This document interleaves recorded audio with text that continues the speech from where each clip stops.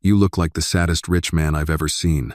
The voice came out of nowhere, clear, small, and devastatingly honest. Julian Blake looked up from his untouched plate of seared halibut. Startled. A little black girl stood in front of his table, her hair in tight braids and her Sunday dress just a bit too big for her small frame. Her eyes, however, held the confidence of someone twice her age. "Excuse me?" He signed slowly, eyebrows furrowed, not sure if she understood American Sign Language. "I said," she repeated louder, ignoring the silence of the dining room and the gasps of nearby patrons. "You look really sad. And you're wearing a watch that probably costs more than my mama's car. So that makes you a sad rich man." Julian blinked. He didn't sign anything back. He didn't write anything down. He just stared. He wasn't used to children talking to him. He wasn't used to anyone talking to him, at least not without pity, awkwardness, or calculation behind their eyes. The little girl wasn't afraid. She crossed her arms and tilted her head like she was studying a puzzle. "Don't you have anyone to eat with?" Julian let out a breath, leaned back, and quickly scribbled on the notepad he always carried. "Please leave me alone. I'm eating." The girl read it, scrunched her nose, and replied, "That's kinda rude.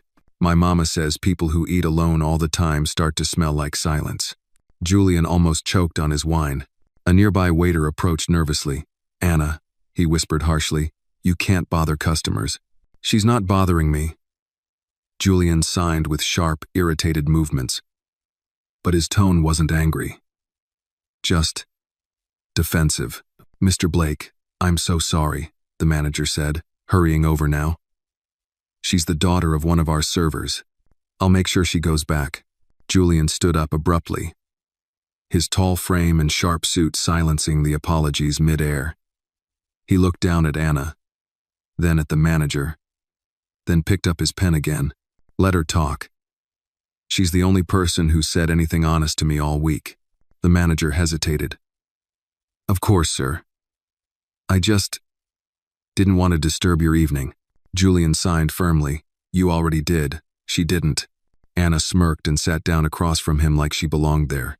Julian looked at her, baffled, as she reached for a breadstick. "I'm Anna," she said, mouth full. "I'm 6.5. I know sign language 'cause my mom couldn't talk for a while. She had surgery on her throat." Julian glanced toward the kitchen. A woman in her late 30s was peeking through the swinging door, her face pale and tight with tension. That must be the mother, Dana Washington. She looked ready to storm out and drag her daughter back by the ear. "I like people who don't talk much," Anna continued, twirling a cloth napkin in her hands. "They listen better.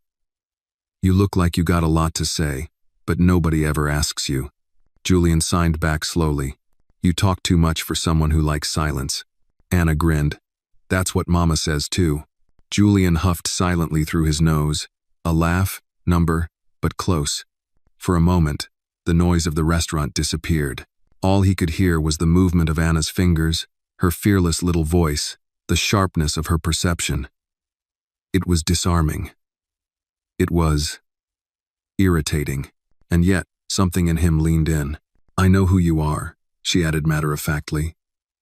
"You're that guy who made the phone app people can't stop yelling into. But you don't talk anymore." Julian stiffened. Anna noticed. She frowned. "Was it something I said?" He shook his head. Then, slowly, he wrote, "Car crash. Lost my voice box. Doctors tried. Didn't work." "Oh," she said softly, finally quiet. She folded her hands. "That's really sad. Is that why you're mean?" Julian raised a brow. Anna rushed to explain, waving her hands. "I mean not bad mean. Just like grumpy grandpa mean. Like you don't want friends." Julian tapped his pen against the notepad. Slowly, he wrote, "What makes you think I want a friend?" Anna shrugged. "People who don't want friends don't let little girls eat breadsticks at their table." If this story touched your heart, let us know in the comments below. Tell us where you are watching from. Don't forget to like the video and subscribe to the channel for more powerful stories like this. Julian stared at her. Then slowly he pushed the bread basket closer. From behind the kitchen door, Dana stepped out, looking alarmed. "Anna!" she called sharply. Anna jumped in her seat. "Oh no. I'm in trouble." Julian stood again, this time calmly, and signed toward Dana. She's fine. She wasn't bothering me. Dana's eyes flicked between her daughter and the billionaire. Mr. Blake. I apologize.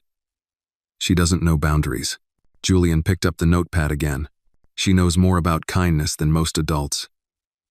Let her finish her bread. Dana opened her mouth to argue, then closed it. Anna looked at her, pleading with wide eyes. Dana sighed, nodded once, and disappeared back into the kitchen, muttering something under her breath. Anna leaned across the table, hands folded like a little CEO. You know, my mom doesn't trust people like you. Julian signed. Smart woman. But I do, she said. You're sad, not scary. That's different. Julian felt a weight shift in his chest.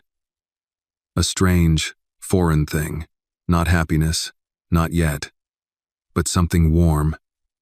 Something alive. Anna slid out of the booth. Okay. I gotta go. If you're here next Thursday, maybe I'll bring my sketchbook. I draw faces. You have a really sad one, but I think I can fix it.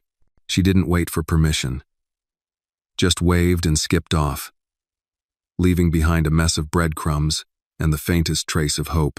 Julian sat down slowly, still watching the kitchen door. He picked up his pen one more time and wrote something he hadn't written in years.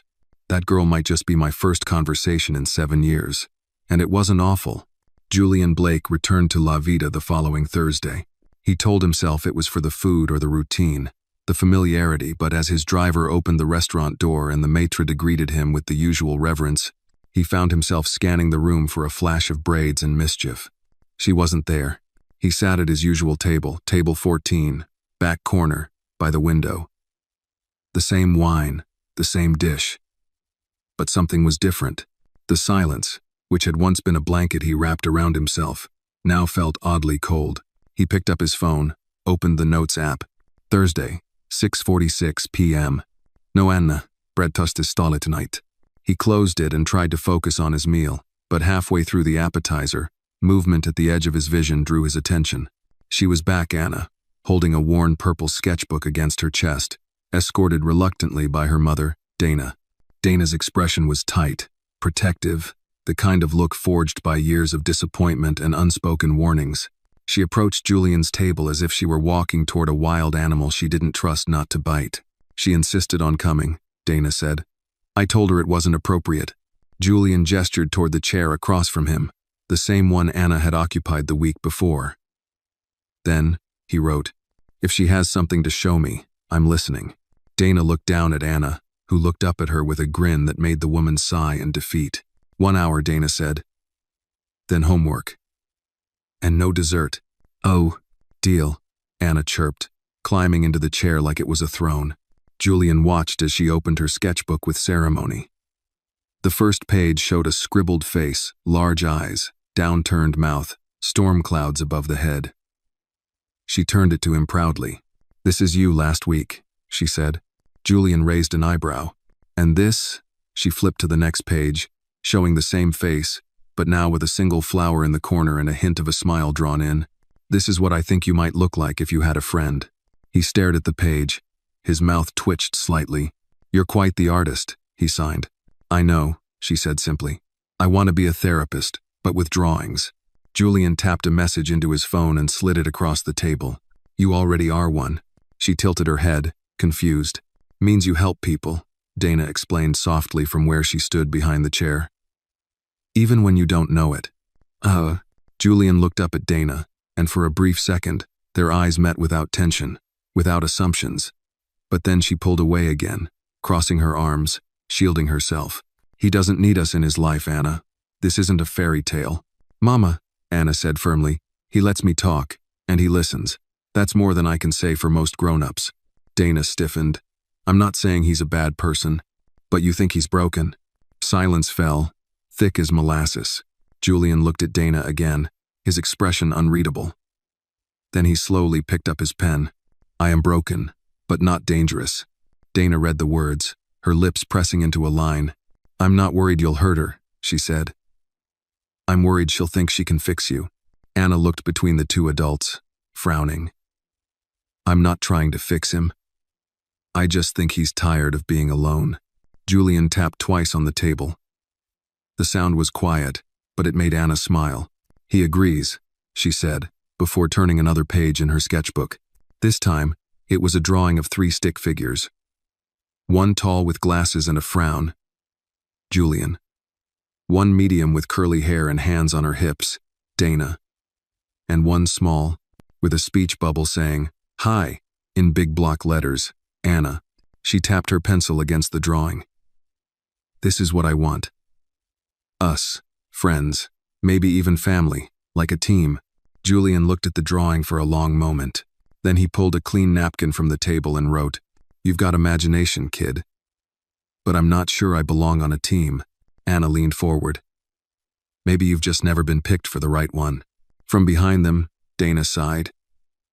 Okay, Picasso. Time's up, Anna pouted. Just 5 more minutes? Dana gave Julian a glance that said, "This is getting too personal." Julian scribbled a final message on the napkin and handed it to Anna before she left. She unfolded it as they walked away. Her eyes lit up. "Mama, he wants to see more drawings next week." Dana didn't answer immediately. She looked back at Julian, who had already returned to his meal. But his posture was different now. Less rigid. Less alone. The following day, Dana told herself she would talk to the manager about getting transferred to another restaurant. One where her daughter wouldn't befriend billionaires. But she never made that call. Back in his penthouse, Julian pinned Anna's napkin drawing on the refrigerator next to old blueprints and long-forgotten stock reports. It looked out of place crayon between cash flow. But he left it there. He stood in front of it, wine in hand, and whispered a soundless sentence to the empty room. Maybe she's right. Maybe I am tired of being alone. Julian arrived at La Vida 15 minutes earlier than usual the following Thursday. He sat at table 14, back straight, suit impeccable, but his eyes kept flicking toward the entrance like someone waiting for a train that might not come. The waiter brought his usual glass of Merlot and offered a hesitant smile. Julian nodded politely, wrote, "Thank you," on the corner of his napkin, and sipped. Every minute stretched longer than the last. At exactly 6:45, Anna appeared at the door holding her sketchbook like a prized trophy. She had on a red hoodie this time, sleeves too long, and a wide grin that brightened the room more than the chandeliers overhead. Dana followed close behind, wearing her work apron and an expression that said she was still unsure about all of this. As they approached the table, Julian stood. "You're early," Anna said, as if surprised he had emotions like anticipation. Julian grinned, tapped his wrist twice to signal time, then signed, "Wanted to make sure I didn't miss your artwork." She slid into the chair across from him and immediately opened her sketchbook. The first page had a drawing of Julian at the restaurant, except now he had a little bubble above his head filled with musical notes. "What's this?" he signed, curious. "That's you with music," Anna said. "Mama told me you used to play piano before the accident." Julian's fingers paused. Then he slowly signed, "Yes, a long time ago." "Before I stopped hearing my own voice. Do you miss it?" she asked, not with pity but with genuine interest. He nodded. Anna reached into her backpack and pulled out a small plastic keyboard, the kind children used in beginner music classes. Dana, who had been watching from a few feet away, stepped forward immediately. "Anna, it's okay," Anna said quickly. "It's just so he can try again." Even just a note. Julian looked at the keyboard, then at Dana. Her jaw was tight, clearly uncomfortable, but she didn't say no. He reached out, pressing one key. A sharp C echoed. Then another, a low F. The sounds were tinny, toy-like, but his face softened. His fingers, once used to Steinway grands, now danced over cheap plastic keys with reverence. "Thank you," he signed. "This means more than you know." Anna beamed. "Music doesn't need words, just feeling. You still have that." For a while, they sat together, Julian tapping simple chords while Anna flipped through her drawings. Dana remained nearby, watching with crossed arms, always close enough to intervene, but not interrupting, until Mr. Garnett, the floor manager, approached with a clipboard in hand and a disapproving frown. "Miss Washington," he said in a low tone, "I need a word." Dana followed him toward the bar, whispering sharply. Anna leaned in toward Julian. "They think I'm distracting you." Julian frowned, glancing toward the bar. He picked up his notepad and scribbled something, then stood up and walked straight to Mr. Garnett. Without saying a word, Julian handed him the note. Mr. Garnett read it, cleared his throat awkwardly, and muttered, "Of course, Mr. Blake. My apologies." As they returned to the table, Dana looked confused. Julian handed her the note he'd written. "Your daughter is not a distraction. She's the reason I come here." Dana's defenses crumbled for just a moment. She looked at Julian and said quietly, "You don't owe us anything." Julian replied in writing, "I know. But maybe I need something. Maybe I need to matter again." Dana blinked, taken aback. Then she nodded once and returned to the kitchen. After dinner, Anna reached into her backpack again. "I made you a present," she said, pulling out a folded paper covered in crayon swirls. "It's a listening map. In case you forget how." He opened it. The paper showed a path of colored footprints leading from a stick figure version of Julian to a small home labeled Ours. Along the path were signs that read, "Smile, ask, listen. Try again, and finally, be loud if you need to, but be soft when it matters." Julian held the paper like it was parchment from a sacred text. "Can I keep this?" he signed. "Of course, but I made a copy too, for me, so we're both learning." "My cess." As she packed up to leave, Anna said, "You know, Mama said you probably wouldn't show up again. She said people like you don't come back once they've been noticed." Julian shook his head. He signed slowly. "Maybe I didn't want to be seen before. But now I do." Anna nodded. "Good, 'cause you're getting better at being a person." She hugged him suddenly, boldly. And Julian, stunned at first, slowly lifted his hand to gently rest on her shoulder. It was the first human contact he'd allowed in years. When Dana came to retrieve her, she looked more relaxed than usual. "She didn't bother you too much?" Julian shook his head and signed. "She reminded me what it's like to be." Dana smiled, tired but sincere. "She does that to people." Julian watched them leave, then returned to his silent penthouse that night, the toy keyboard in one hand, the crayon map in the other. For the first time in years, he sat at his grand piano, untouched since the accident. He placed the little keyboard on top of it, fingers resting lightly on both, and for just a moment, he played not for the world, not for the press, not for his legacy, but for the girl who had taught him that fingers could still sing. And somewhere in that quiet apartment, filled with ghosts of who he used to be, music began to rise. Julian Blake wasn't used to waiting for people. In the boardrooms where his voice once commanded silence, people waited on him for decisions, for funding, for approval. But now, every Thursday, he waited for a 6-year-old girl with a sketchbook and eyes like truth. He waited like it was the most important meeting of his week. And tonight, she didn't come. Table 14 felt colder than usual. The napkins were still folded perfectly, the wine just as rich, the food just as beautifully plated. But none of it mattered. The little chair across from him remained empty.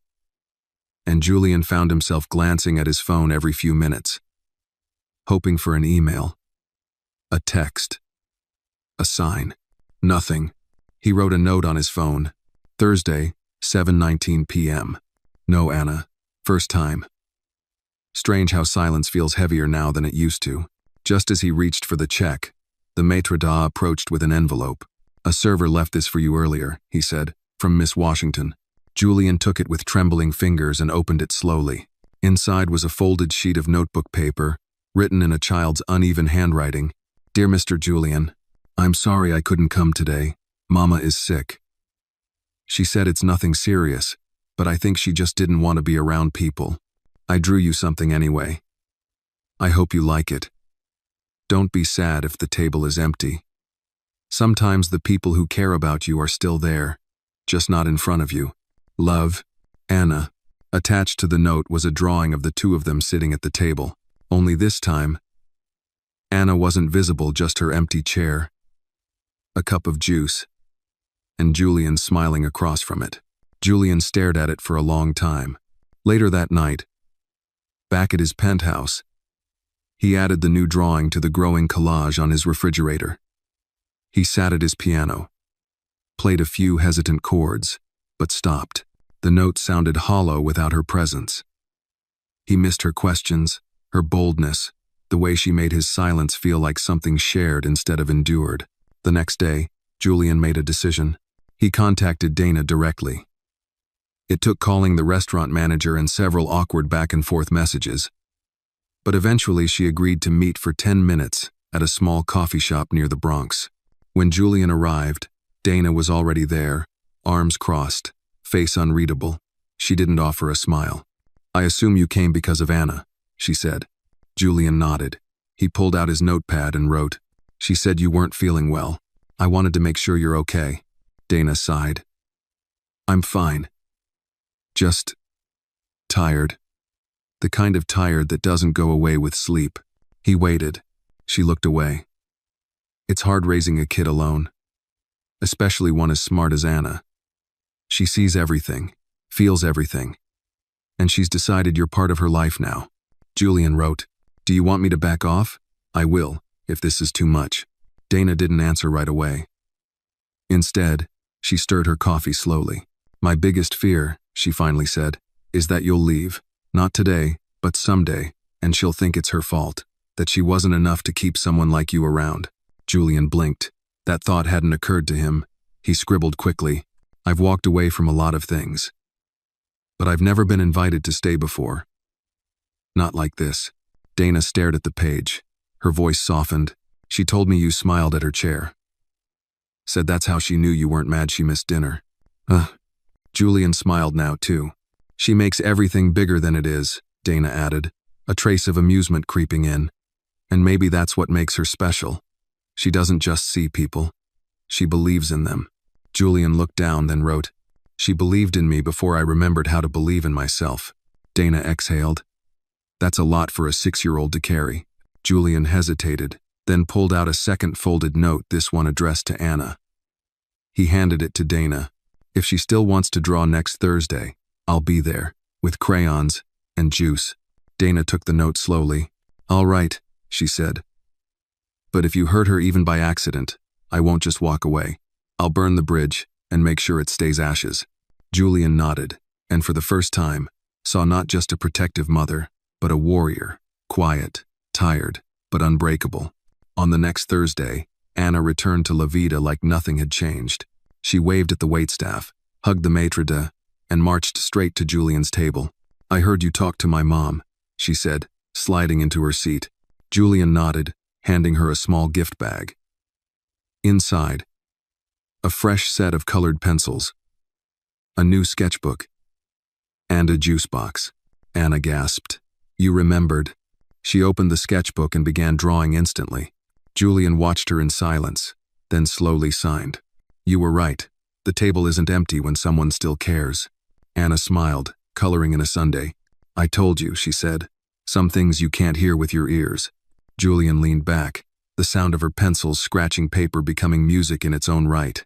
Across the room, Dana stood quietly, watching from a distance. She wasn't smiling. Not yet. But for the first time, her shoulders dropped just slightly. Julian turned to Anna and signed, "Maybe next week, you can teach me how to draw." Anna laughed. "It's easy. You just have to stop trying to be perfect." Julian nodded, as if that were the hardest lesson of all.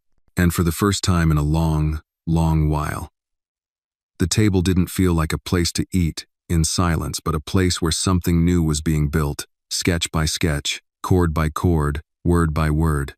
Julian Blake stood in front of the mirror, adjusting his tie for the third time. It was Saturday morning, and for the first time in over a decade, he had agreed to attend something that wasn't a board meeting, fundraiser, or charity gala. This was something much simpler. Anna's school, family art day.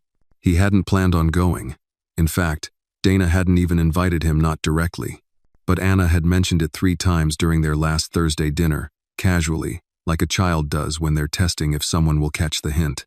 "It's okay if you're too busy," she'd said, eyes hopeful beneath her brave smile. "Most people don't show up if they're not technically family. I just draw them in anyway." Julian hadn't said yes. but he hadn't said no either. And that was enough. Now, he stood in the hallway of PS 142, holding a sketch pad, feeling completely out of place among the sound of children laughing, parents chatting, and the smell of glue sticks and tempera paint. Dana spotted him first. She stood near the back of the auditorium, arms crossed, talking to another mother. She did a double take when she saw him, blinking as if unsure he was real. "You came," she said, walking over. Julian nodded, offering a small wave, then signed. "Anna invited me. I didn't want her to have to draw me in this time." Dana stared at him for a long beat. Then she shook her head with a soft, disbelieving smile. "She's going to flip." Julian scanned the room. Colorful banners hung from the ceiling, reading "Family is who shows up" in crooked, hand-painted letters. Kids sat at round tables with their parents, gluing macaroni, coloring portraits, giggling over glitter disasters. Then he saw her. Anna was seated at a table near the front, crayons scattered across the surface, hunched over a large poster board. Her hair was in 2 neat puffs today, and she wore a paint-stained apron that nearly dragged the floor. She didn't see him approach. Julian tapped the table gently. Anna looked up and froze. Her eyes widened, mouth opened in a perfect "oh," then curled into the biggest, most genuine smile he had ever seen. "You came. You really came." He nodded, tapping his chest, then pointed to the empty chair beside her. She gestured dramatically. "Yes. Yes. Sit. I saved that chair for you just in case." Dana stood a few steps behind them, arms crossed again, but this time, she wasn't watching like a guard. She was watching like a mother who was almost ready to believe this might be safe. Anna shoved a box of markers toward him. "We're supposed to draw our super person. That's what Miss Kelly said. Someone who makes us feel strong, or brave, or seen." Julian raised a brow and pointed to her sheet, where she was already sketching a familiar figure, a tall man in a suit, seated at a restaurant table, with a little girl across from him and music notes floating between them. He looked down, touched his chest again, as if to say, "Me? Yes, you," she said, reading his gesture. "Because you show up, even when you don't have to." Julian opened his sketch pad. He hadn't drawn since college, long before the accident, before the silence, but his fingers remembered how to move. Slowly, he began to sketch a figure with a crayon halo of curls and a smile bigger than her face. Halfway through, Anna leaned over. "What's that?" she asked, pointing to a small, scribbled shape he'd drawn beside her in the picture. He signed, "A piano. It's where I hear again. Because of you." Anna blinked, surprised. Then she whispered, "You hear through me?" He nodded. She picked up a purple marker and added a heart above the piano. "Then we're music buddies." A teacher passed by, smiling at the unusual pair. "That's quite a team you've got there." "Anna." Anna looked up proudly. "Yep. He's my friend, and my quiet hero." Julian raised a brow at the word hero, but didn't protest. He wasn't used to being called that.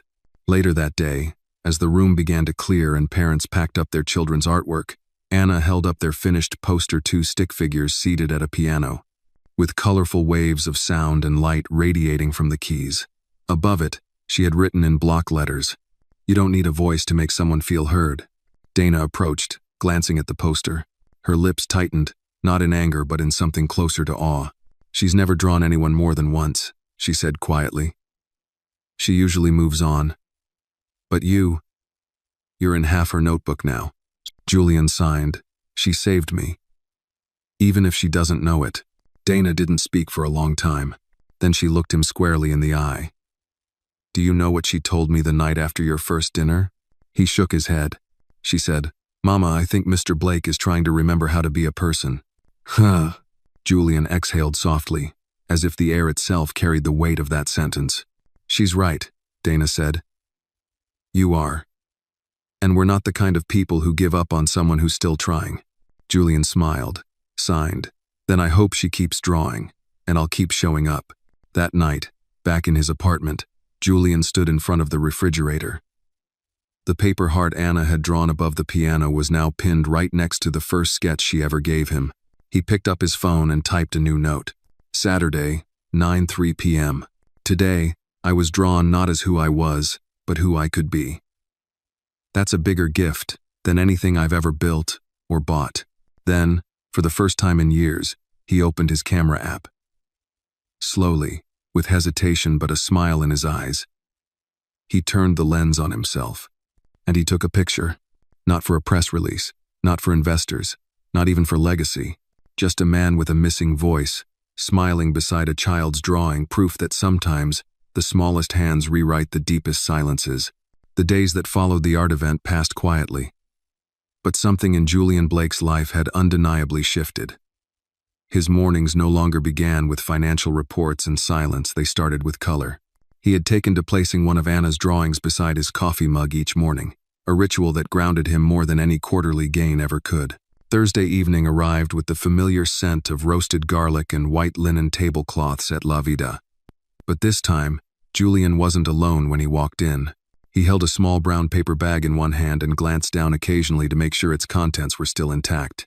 As he approached table 14, Anna was already there, legs swinging beneath her chair, chin resting on her fists. When she spotted him, she grinned and waved both arms in the air like a tiny lighthouse guiding him home. "You're late," she declared playfully. "I was about to call your secretary." Julian smiled, pulled out a napkin, and scribbled, "Had to pick up something important." Anna tilted her head. "Is it candy?" He shook his head and gently placed the paper bag on the table. From inside, he pulled out a small hand-carved wooden chair just big enough to hold a doll or a plush toy. Its surface had been sanded smooth, the backrest shaped like a tiny piano. Anna gasped, "It's for my art desk." Julian nodded, and then signed. "A chair for one more, in case we ever want to invite someone else to our table." She touched the chair reverently, then whispered, "It's beautiful. Did you make it?" Julian hesitated, then he nodded once. Yes, he had. He had spent 2 days carving it by hand, cutting, sanding, sealing. Not because he needed to, but because it felt like the kind of gesture that words could never express. Anna clutched it to her chest. "Can we name it?" Julian raised an eyebrow. She nodded earnestly. "All good chairs deserve a name. Maybe something like Melody." He grinned and signed, "Melody at Island." The two of them ordered their usual grilled chicken for her, salmon for him, and as they ate, they fell into the strange rhythm they'd created. Julian would sign or write. Anna would chatter, draw, or mimic signs she was learning. Sometimes Dana would join them briefly during her shift, bringing over extra napkins or refilling water, her expressions softening more with each visit. But tonight, something felt slightly off. Julian noticed it first in Dana's eyes. She was quieter than usual, even more guarded. Her smiles didn't reach her eyes. Her gaze drifted often toward the restaurant entrance, as if waiting for something or someone. Anna noticed too. "Mama's worried," she whispered between bites. Julian frowned and signed. "Why?" Anna leaned closer. "I think someone from her past is coming around again. Someone not good." Julian felt his stomach tighten.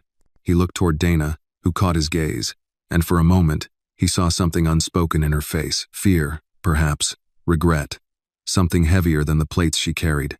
Later that night, when the restaurant had quieted and Anna had gone to the back to wash her hands, Julian approached Dana as she wiped down a nearby table.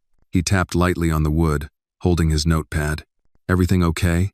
Dana hesitated, glanced around, then finally said, "You don't need to get involved." Julian didn't move. She sighed.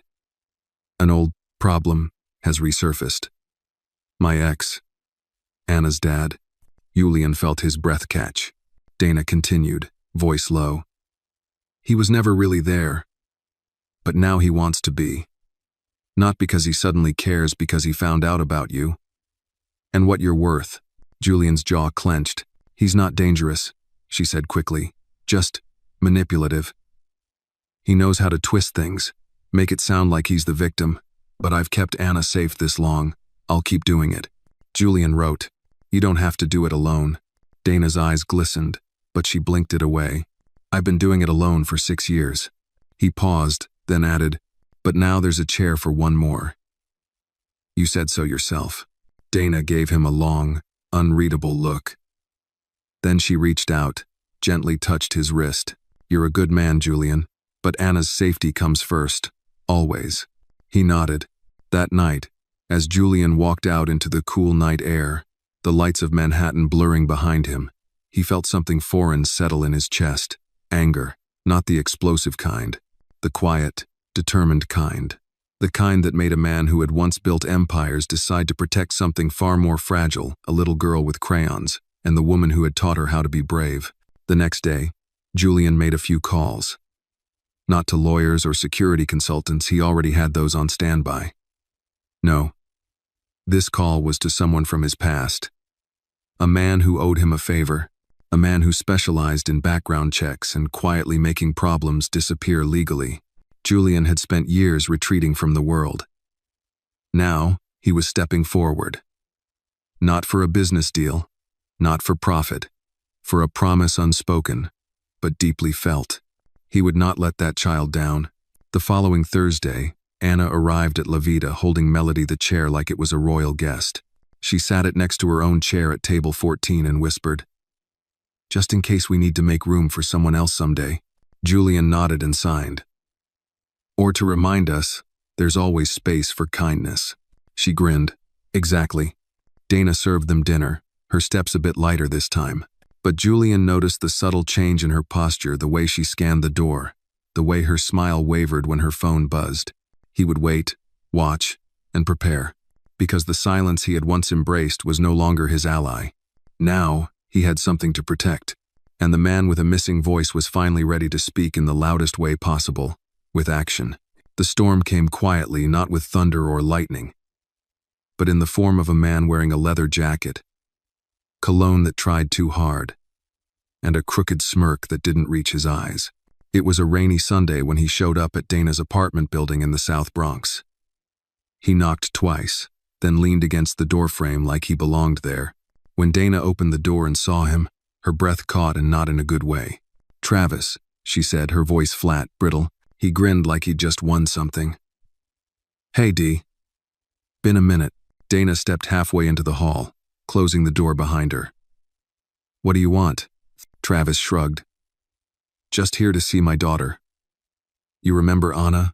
Dana's jaw tightened. "You don't get to say her name." "You haven't said it in 6 years."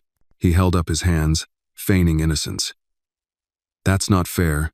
Life was messy. I was getting my stuff together." "No, you were getting other women together," Dana shot back. "And debts. And excuses." Travis leaned in closer. "Look, I get it. I messed up. But I've changed. I got a job now. I'm clean. Thought maybe it's time I met the kid." Dana folded her arms. "Why now?" He hesitated for just a breath too long. Then he smiled. "Heard you've got some new company. Rich company." Dana's eyes flared with rage. "Get out." He raised an eyebrow. "You know I've got rights. She's my blood. She's more than your blood. She's my life. And I won't let you waltz in just because you think there's something in it for you." Travis's smile thinned. "Don't make this harder than it has to be." Dana didn't flinch. "You want to go through the courts? Be my guest. But you'll be fighting a woman who's never missed a parent-teacher conference, who worked 3 jobs to feed that girl, and who has plenty of people ready to stand beside her." "People like your billionaire boyfriend?" Travis sneered. Dana's eyes narrowed. "He's not my boyfriend. He's Anna's friend, and maybe the first decent man she's ever known." Travis stared at her for a long moment, then leaned closer. "Tell him to back off, or things could get messy." Dana's face didn't move. "If anything happens to me or my daughter, I will make sure you never walk into another room without someone watching you." Then she stepped back inside and locked the door. Julian read the message 3 times. It was simple, sent by Dana late that night. "He came, said your name. I told him to leave. Be careful." He stared at the screen for a long time, then typed back, "I won't let him near her." Dana replied only with, "I know, but this might get ugly." Julian leaned back in his chair. The city skyline blinked at him through the rain-streaked windows, but he barely noticed. His silence, once a shield, now felt like a prison. There were words he wanted to scream, promises he wanted to shout, but all he had were actions, and he was ready to act. The next morning, Julian met with a man named Marcus Patel, a former CIA contact turned private investigator. They sat in Julian's office, minimalist, sharp, a quiet empire built on logic and steel. Marcus was direct. "Travis Carter," he said, sliding a file across the desk. 38. Multiple arrests, mostly domestic disturbances and fraud. Nothing that stuck, but plenty that stinks. Last known address was in Queens. No stable employment until 2 weeks ago. Just got hired at a security firm. Low level. Julian flipped through the photos and records, every page a reminder of the kind of man he was dealing with. Marcus continued. He's already talked to 2 gossip bloggers. Tried selling a story about you and Dana. No one bit yet. But if he gets the right angle, it could go public. Julian tapped his pen against the desk, then signed slowly. "Can we stop him?" Marcus raised an eyebrow. "Legally? Only if he crosses a line. But we can make sure he's watched. Keep him too busy to cause real trouble." Julian nodded, then scribbled something on a notepad and slid it across. Marcus read it and grinned. "You want me to buy out his job?" Julian nodded again. "Subtle." Marcus chuckled. "All right. I'll handle it." Meanwhile, Anna remained blissfully unaware. At Thursday dinner, she brought a new sketchbook, this one with a lock on the side and glitter stickers spelling out Team Melancholy, a name she'd created for herself and Julian because, as she said, "We're not sad, we're just deep." She noticed that Julian was quieter than usual, his eyes scanning the restaurant more than normal. When she asked why, he signed, "Just watching over the people I care about." Anna wrinkled her nose. "That's what Mama does. She says she's always on guard." Julian smiled faintly. "Maybe you both learned from each other." At one point during dessert, Anna asked, "Do you believe people can really change? Like, for real?" Julian paused. She added, "Mama says some people are like shadows. They only show up when it's dark." He nodded, then signed. "Some shadows pretend to change shape, but they're still shadows." Anna thought for a moment. "Good thing we have light." Julian reached across the table and gently tapped her crayon-covered fingers. "You are the light." As the evening ended, Julian watched Dana carefully. She hadn't said much during the meal, but her eyes met his just once, and in that glance, she told him everything. She was scared, and she was grateful. Later that night, Julian stood in his penthouse, staring out at the city. Travis had made a mistake not just by showing up, but by thinking that this was still the Julian Blake of old. The man who disappeared behind money and walls. The man who ran when things got complicated. That man was gone. This man, the one who played toy keyboards and carved doll chairs, had something to protect. Something pure. And for that, he would fight. Quietly, relentlessly, the way only a man with no voice could. Julian stood across the street from PS 142. The early morning sun casting long shadows along the brick sidewalk. He kept his distance, his hands tucked in his coat pockets, eyes fixed on the school's front entrance. Parents bustled around him, coffee cups in hand, backpacks slung over shoulders, hurried kisses exchanged before doors closed. Then he saw her. Anna, in her purple hoodie and mismatched socks, walked hand in hand with Dana. She was talking fast, her free hand waving with excitement, no doubt retelling a dream or describing her latest drawing. Dana smiled, but it was that tight, guarded smile Julian had learned to read all too well. He waited until they disappeared inside. Then he turned, walked toward the black sedan waiting by the curb, and got in. Marcus sat in the passenger seat, tapping on a tablet. He was at the diner on 108th this morning. Didn't try anything. Just sat, drank coffee, talked to no one.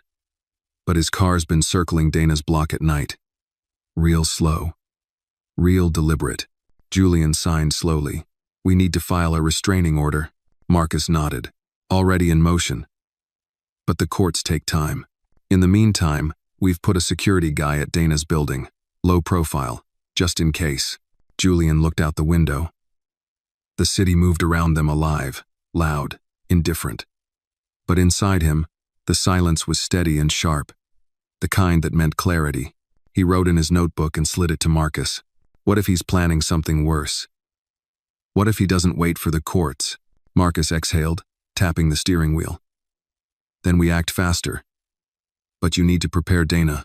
She has the right to know. Julian nodded. That evening, Levita felt different. The restaurant was full, but the warmth was missing. Dana served tables with the precision of someone who couldn't afford to make a mistake.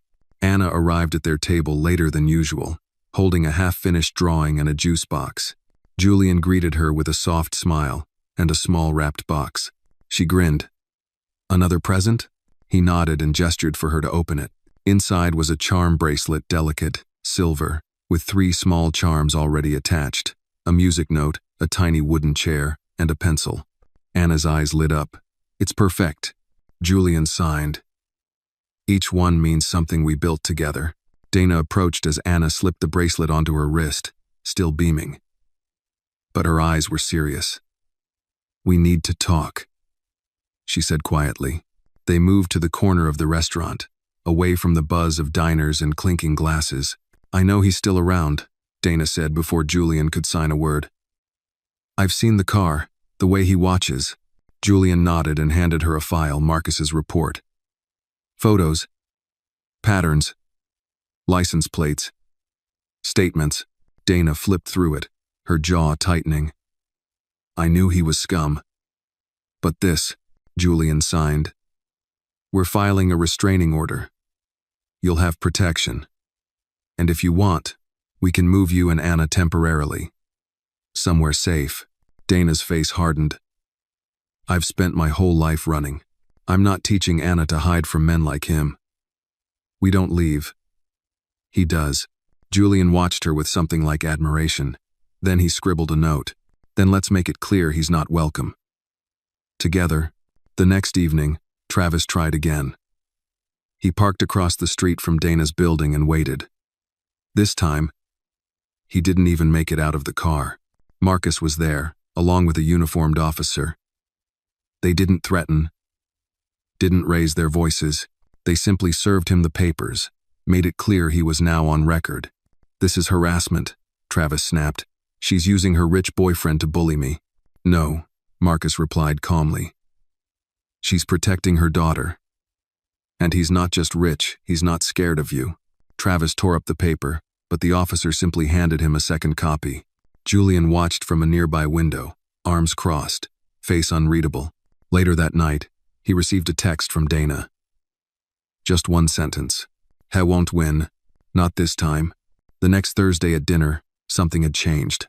Anna showed up with a new drawing. It was a castle tall, shimmering, with a huge piano in the grand hall and a chair labeled Melody beside it. At the front gate stood a knight in a sharp suit, holding a sign that read, No shadows allowed. Julian smiled. Signed, Is that me? She giggled. You're the only knight I know who doesn't talk but still fights dragons. Dana sat with them for longer than usual that night. She even laughed once, really laughed when Anna smeared chocolate mousse across her nose by accident. Julian caught the moment on his phone. He didn't post it, didn't share it. He just saved it.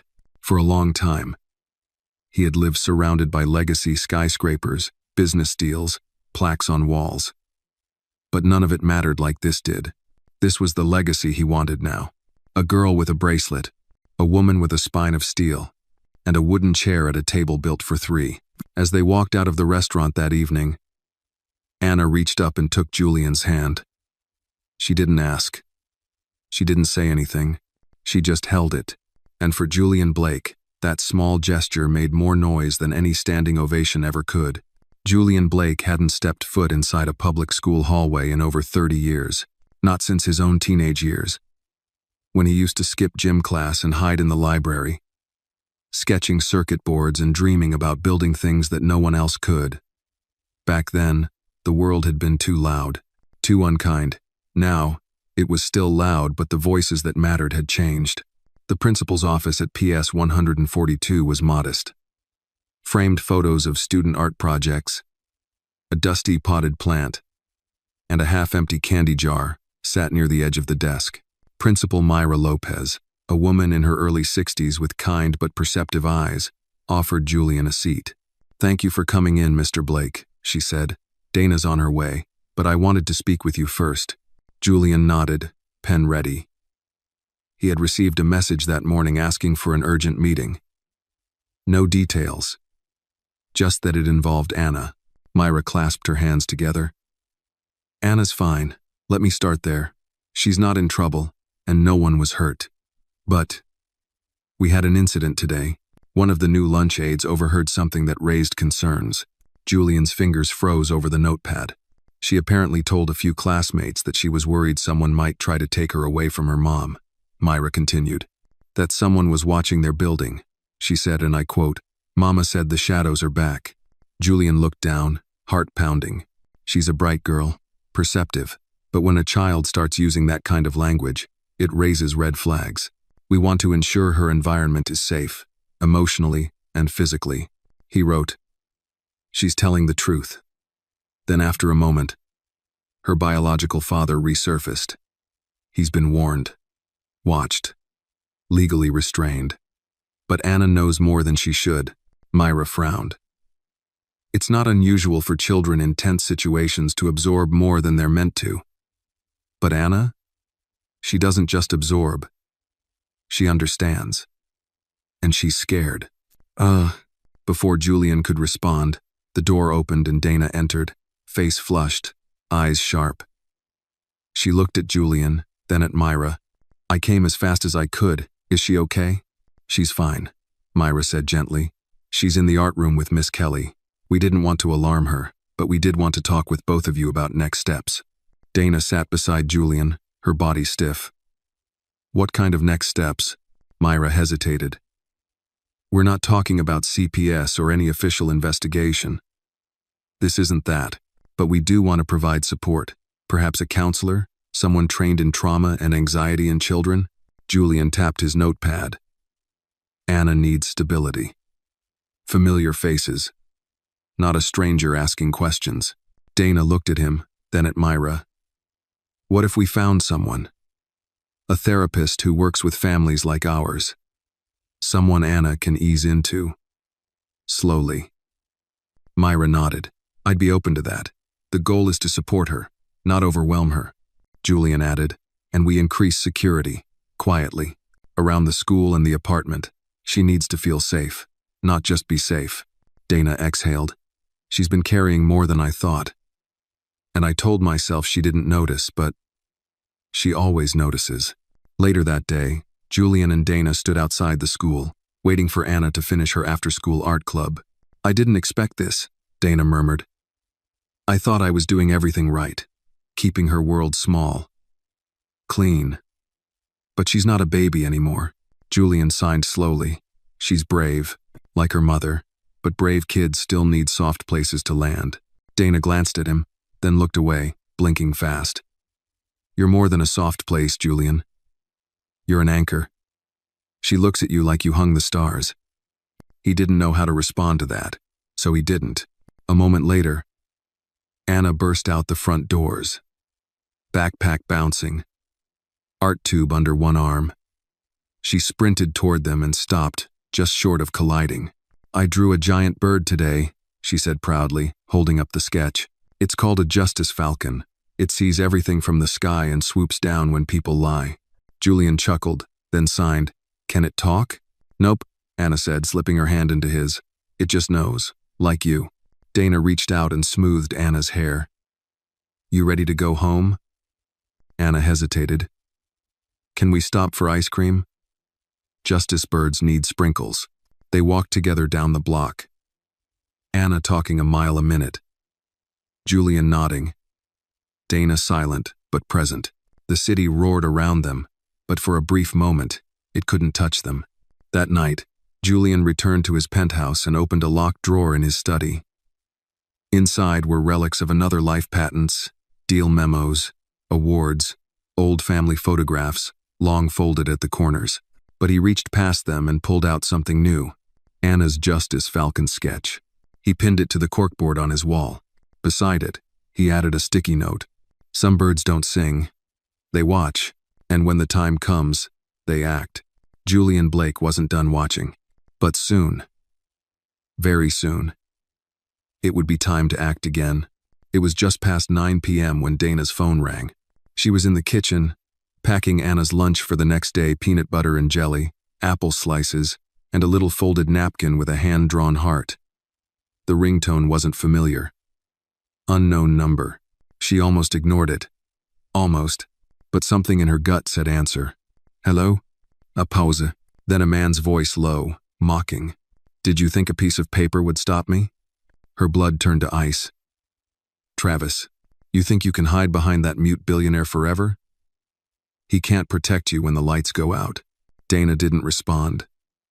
She quietly reached over, hit the record button on her phone, and slid it onto the counter. I know your patterns, D, Travis continued. Where you shop, where you drop Anna off. That fancy little restaurant with your new lapdog, table 14, right? Cute. Dana's voice was steady, but her heart was pounding. If you come near my daughter, you'll do what? He laughed. Call the cops again? That worked so well last time. He hung up. Dana stared at the screen for a long second. Then she grabbed her keys, ran to Anna's room, and gently lifted her from bed. Mama, Anna mumbled sleepily. We're going to Julian's, sweetheart. Just for tonight. Julian was already standing at the elevator by the time they arrived. He didn't ask questions. He didn't need to. Dana handed him her phone and said, He called. Julian played the recording twice, jaw tightening with each replay. Then he nodded once and pulled out his phone. A single text was sent. Phase 2. Now, 10 minutes later, Marcus arrived. We've got enough to press for full enforcement, Marcus said. Threats, stalking, violation of the order all on record. But I'll be honest, Dana. This guy's not going to be stopped by court documents. Then what will stop him, she asked. Marcus looked at Julian. Pressure. Quiet pressure. We dig deeper. Find what he's hiding. Everyone's afraid of something. Dana pulled the blanket tighter around Anna, who was curled up on the couch in Julian's penthouse, already half asleep again. I want him gone, she said. Not just out of New York, out of our lives. Julian signed. We'll make that happen. No noise. No attention. Just gone. The next morning, Julian made an unannounced visit to a place he hadn't seen in over a decade, an old industrial property on the west side that once served as a storage hub for one of his lesser-known subsidiaries. It was supposed to have been sold, forgotten, but Julian had kept it for a reason. A quiet place. Off the grid. Now, it would serve a new purpose. He met Marcus there and handed him a folder. Inside were banking records, loan defaults, and a curious series of wire transfers linked to Travis Carter. All traced, all legal, all damning. He borrowed from someone dangerous, Marcus muttered, flipping pages. This isn't just payday loan territory. This is cartel money. Julian signed. Leverage. You said everyone fears something. Even him. Marcus whistled low. This could bury him. Julian tapped the folder. Use it. But do it clean. No threats. Just truth. Let him understand who he's dealing with. That evening, Julian brought dinner to Dana's apartment himself, takeout from La Vida, of course. Packed in warm containers. Anna tore into the breadsticks like they were gold. They sat on the living room floor, picnic style. No pretense, no noise. Just a family in the making. Healing one quiet bite at a time. Why do people turn mean? Anna asked suddenly, looking between them. Julian paused, then signed. Some people are broken. Others were never built right to begin with. Dana added softly. But broken doesn't mean dangerous. And dangerous doesn't mean invincible. Anna nodded solemnly, then held up her wrist, the charm bracelet glinting in the lamplight. I think this bracelet makes me brave, she whispered. Julian smiled and tapped the music note charm gently. It reminds you you're not alone. That's even better. After dinner, Julian stayed behind while Dana put Anna to bed. When she returned, she found him in the kitchen, washing dishes without being asked. She leaned against the doorway and watched him, arms crossed. "Not many billionaires do dishes," she said. Julian turned slightly, smirked, then scribbled on a nearby notepad. "Not many billionaires learn sign language for a 6-year-old either." Dana laughed, the sound soft and real. Then she stepped closer. "I don't know what this is," she said. "You and me, you and Anna.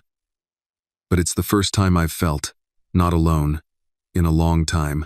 Julian turned to face her. His hand hovered mid-air, then slowly signed. "I don't want to protect you out of guilt or charity. I want to protect you because I care." She touched his hand. "I know." Then, almost shyly, she added, "You don't always have to sign everything. I can feel what you mean." Julian took a slow breath, and for the first time in years, he tried to speak. No one had asked him to.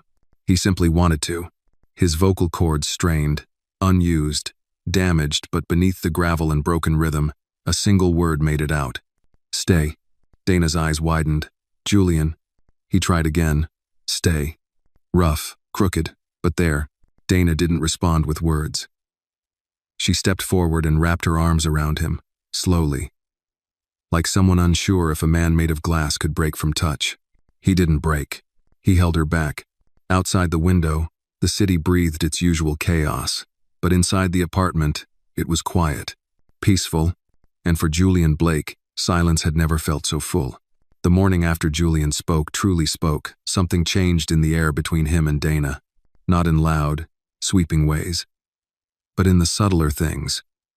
The way she handed him his coffee without asking how he takes it, or the way he lingered a little longer when walking Anna to school.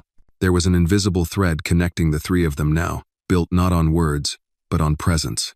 Still, shadows didn't vanish just because light had entered the room. Marcus called early that morning with an update. He blinked. Marcus said over speakerphone as Julian sat at the breakfast table, watching Anna add whipped cream to her oatmeal. Travis backed off. "He's been calling numbers tied to offshore accounts, trying to clean things up." The threat of exposure rattled him. Julian signed. "He'll run." "That's what men like him do when someone shows them a mirror." "Not yet," Marcus replied. "But he's scrambling. And here's the kicker, we found out he's been feeding photos to a gossip blog. No one credible. Just one of those sleazy sites that run stories about secret celebrity children and alien sightings. But still, he's trying to sell a story about you and Anna. Twist it. Make it look like you're buying her silence." Julian's face hardened. Dana looked up from the kitchen, catching the tension in his body. "What is it?" Julian wrote it down. She read, lips tightening. "We can't let that happen." Anna, oblivious, was now decorating her oatmeal with rainbow sprinkles. "I'll talk to the blog directly," Marcus added. "Use some pressure, legal threats, maybe a payment if it comes to that. But we can't let the story get traction." "Not for Anna's sake." Julian nodded once, then signed, "Do what it takes. I don't care what it costs." That afternoon, Julian sat in his private office on the 42nd floor of Blake Tower, a space he hadn't used much since stepping back from day-to-day operations. But today, he sat at the head of a table once reserved for corporate giants and merger discussions. Only now, the mission was personal. He placed Anna's Justice Falcon sketch in front of him and stared at it for a long time. When Travis tried to sell his story to the tabloid, Marcus's team intercepted the transaction. The editor received a polite but forceful cease and desist letter, alongside a dossier outlining Travis's criminal history and false claims. Within the hour, the blog's offer was retracted, and Travis's contact was permanently blocked from their contributor list. But Julian wasn't satisfied with silence. He wanted closure. He signed a message and sent it through Marcus. "Meet me.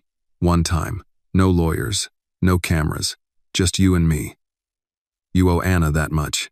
To Julian's surprise, Travis agreed. The meeting was set for dusk. Neutral ground, an abandoned lot, where Julian once planned a low-income housing project that never received city funding.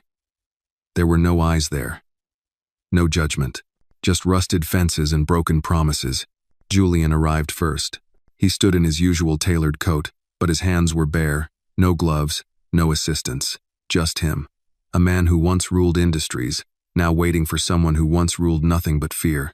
Travis pulled up in a beat-up Honda, engine rattling like bones. He stepped out with a swagger that didn't quite reach his eyes. His beard was unkempt, eyes darting behind sunglasses. "Well, if it isn't the billionaire babysitter," Travis sneered. "Come to buy me off?" Julian didn't move. He simply held out a file one Marcus had prepared with every shady deal, every borrowed dollar, every broken promise Travis had made to the wrong people. Travis took it, glanced through it, and paled. "You've been watching me?" Julian didn't answer. He slowly signed. "You hurt Dana. You scared Anna.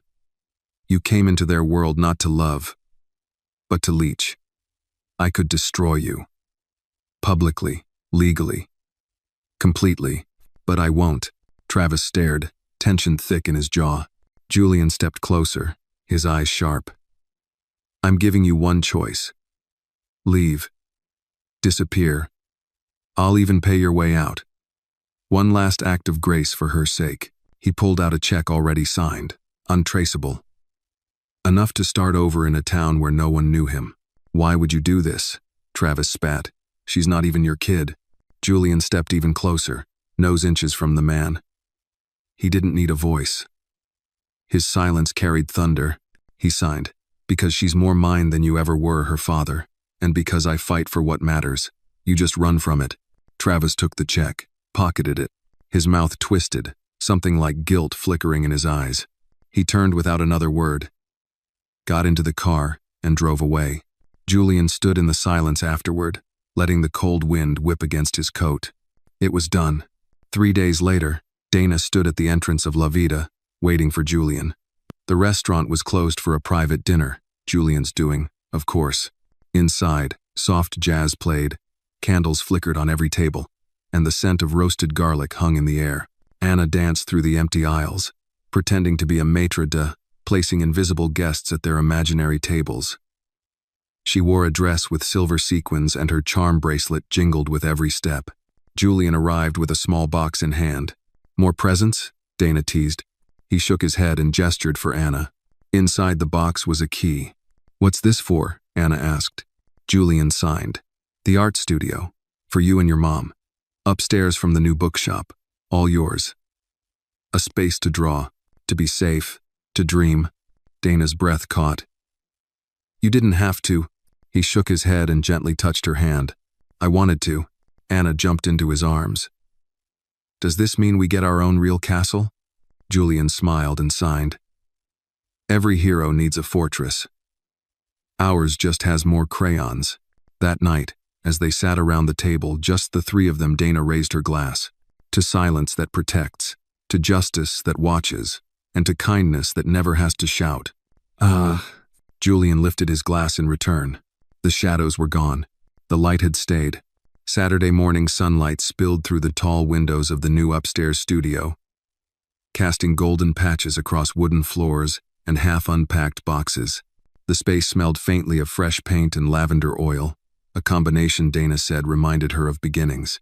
On the far side of the room, Anna sat cross-legged on the floor, humming to herself while gluing glitter to a construction paper mural.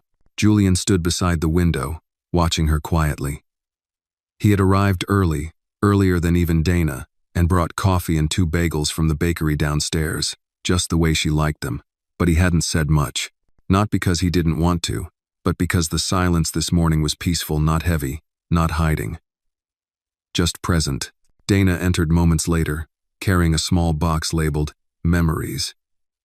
She set it down near a shelf and wiped her hands on her jeans. "Remind me again why I thought starting over meant lifting 10 years' worth of junk up a flight of stairs?" Julian smirked and raised an eyebrow, then scribbled, "Because we build what matters with our own hands, even when it's heavy." Dana chuckled. Philosophical and passive, aggressive, impressive combo. She joined him by the window and looked out. The view was humble, a quiet street, a bookstore across the way, an elderly couple walking their dog. But it was theirs. "She's been asking about her real dad again," Dana said, quietly. Julian turned to face her. "Not because she misses him," Dana added quickly. "More like She wants to understand what he didn't see, what he left behind. Julian scribbled, "That's not about him. That's about her growing stronger." Anna suddenly called out from across the room, "Mr. Blake, come see what I made." He crossed the space in long strides and knelt beside her. She held up the mural. It was chaotic and colorful, full of skyscrapers, stars, and one large tree in the center with a crooked wooden chair beneath it. Julian pointed to the chair and raised an eyebrow. "It's your thinking spot." She grinned. "Remember? You always sit in that chair in the park when we feed the birds. So I made it magic." Julian signed. "Magic?" "Yeah," she said, eyes wide. "When someone sits in that chair, they can hear the truth.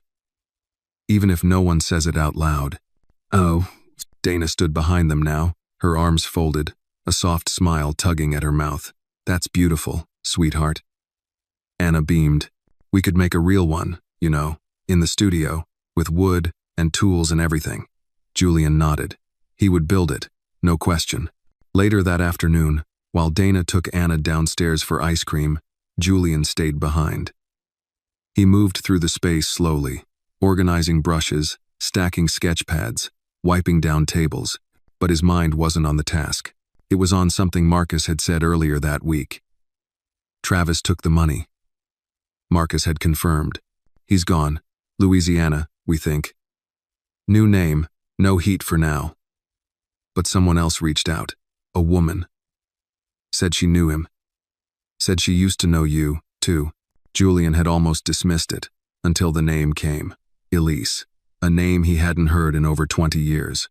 She had been part of the early days when Julian was still a rising engineer, building his first prototypes, still figuring out how to communicate without fear.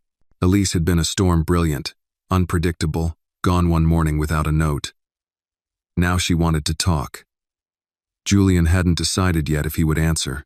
When Dana returned, she found him sanding a block of oak by the window. "Let me guess," she said, dropping her purse.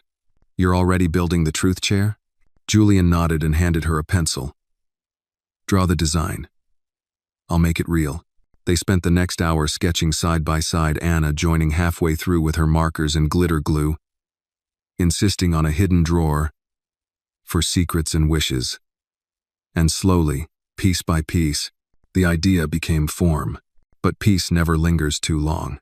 That evening, Julian received an email. Subject, "We need to talk." From Elise. "You owe me 5 minutes. For the past. For the truth. Meet me, alone. You know the place." He stared at the message for a long time, his fingers unmoving over the keyboard. The place he knew exactly what she meant. The observatory. The one they used to visit at midnight in Brooklyn Heights. Where they watched stars they couldn't name, and talked about futures they'd never have. Dana noticed his shift in energy that night. They were having tea in the studio, Anna already asleep on a beanbag chair, clutching her sketchbook like a teddy bear. "What's wrong?" she asked gently. Julian hesitated, then handed her the phone. She read it. Twice. "Elise," she murmured. "From before?" He nodded. "She's not just someone who disappeared, is she?" He shook his head. Dana looked at him, eyes steady. "Are you going to meet her?" Julian tapped. "I don't want her to stir things up. But I need to know what she wants." Dana didn't speak for a long moment. Then she reached across the table and took his hand. "Whatever comes of it, just know this place. This life. It's real. She's part of your past. We're your present." Julian swallowed hard and squeezed her hand. Later that night, long after Dana had gone home and the building was quiet, Julian stood in the unfinished studio, staring at the sketched plans of the chair. Outside, the city shimmered, unaware of the conversations to come. He wrote on a fresh piece of paper, "What is the truth, if not the courage to sit still and listen to it?" He pinned it next to the drawing. Tomorrow, he would meet Elise. But tonight, he would stay right here, in the presence of two people who made silence a place of safety, and in the light of a crooked chair drawn by the smallest, bravest hand he had ever known. The observatory hadn't changed much. A layer of dust dulled the corners, and the paint on the railing had peeled from years of winter rain. But the view god, The view was still the same. The Manhattan skyline stretched across the horizon, sharp and glittering, as if someone had poured stardust on glass. The air was crisp. Quiet. Julian stood near the telescope, his coat collar turned up against the wind. He hadn't told Dana what time the meeting was, only that he'd text her when it was over. She had nodded, trusting him, even if her eyes betrayed a flicker of worry. At precisely 8 p.m., soft footsteps approached from behind. He didn't turn. "Elise," he signed without looking. A voice behind him replied, smooth but tired. "You always did like your entrances wordless." He turned slowly. She looked older. They both did. Elise's auburn hair was streaked with silver now, and she wore a scarf wrapped tightly around her neck like armor. Her eyes, however, were still unmistakable, wide, observant, always 2 steps ahead of the conversation. "I wasn't sure you'd come," she added. Julian raised an eyebrow. "Okay," she admitted. "I knew you'd come, because you're you, and you never leave things unfinished." He gestured for her to speak. She sighed, moving to the railing. "I saw the article that didn't get published. The one your team buried. The story Travis tried to sell. It didn't surprise me. Not really. Men like him always try to burn things down on their way out." Julian leaned against the railing, watching her carefully. "I didn't come back to make trouble," she said. "And I'm not here to dig up the past. I just..." She swallowed. "There's something I think you should know. About Anna, about Dana, about all of this." He narrowed his eyes. "I was with Travis years ago, briefly. Back when I was running from you, from everything we were." She looked at him, her voice softer now. "I didn't know he was like that. I left him the moment I found out. But when I heard what happened, and when I saw the photo of Anna..." Julian's stillness sharpened. "She looks like my sister," Elise whispered. "Dana's mother. We're cousins, Julian." He blinked. A small shockwave rippled through him. "Dana doesn't know. We lost touch years ago. And when I left New York, I left all of it behind. But when I realized she was your Dana, and that Anna was being hunted by the same kind of man I once escaped..." Her voice cracked. "I had to come back." Julian slowly reached into his coat pocket, pulled out a small notepad, and wrote, "Why now?" "Because I have something that could help," Elise said. "Travis, he kept things. Records, videos, files on people he wanted leverage over. He used to brag about it, said it was his insurance plan." She pulled a flash drive from her coat. "I found it. I think there's enough in here to ensure he can never come near any of you again." Julian took the drive, staring at it. Then, slowly, he nodded. Elise's eyes searched his face. "I'm not here to reclaim anything. Not you, not the past. I just want to make it right." He signed, "You did." A silence settled between them. Then, before she could turn to leave, Julian tapped her shoulder gently and pointed upward. The stars were faint that night, but visible, the same constellations they used to trace with fingers in dreams. She followed his gaze, smiled sadly. "We used to name them, remember? Even the ones that already had names." He nodded. "I hope she's everything you needed," Elise said quietly. "The girl. And the woman." He didn't respond. He didn't need to. As Elise walked away, the city lights behind her, Julian remained still. He stayed there until the wind grew colder, until the sounds of Brooklyn faded into the background hum of memory. Then he took out his phone and texted Dana, "On my way home. I have something that will finally end this." Back at the studio, Dana sat curled up in a chair, her hands around a warm mug of tea. Anna was asleep in the corner, tucked beneath a makeshift tent of sheets and pillows. Julian entered quietly, his expression unreadable but calm. He handed the flash drive to Dana. "What is it?" she asked. Julian signed. "Insurance. Evidence. From someone who used to know me, and you. A connection I didn't expect." She wanted to help. Dana turned the drive over in her fingers.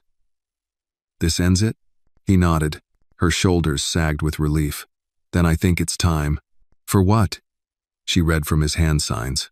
Dana walked over to the shelf, pulled down an old binder filled with sketches and notes. She handed it to him. "Plans." for a gallery. One that features children's art, community-led, low-income families. We've been dreaming it for years, Anna and me. But it always felt impossible. Julian flipped through the pages, crayon drawings, fundraising ideas, outlines for weekend workshops. A dream, one heartbeat at a time. He looked up. Let's build it, all of it. Dana smiled. With your money? He shook his head. With our purpose. She laughed, tired but free, as the evening settled into quiet. Julian sat by Anna's tent and gently brushed her hair back from her face.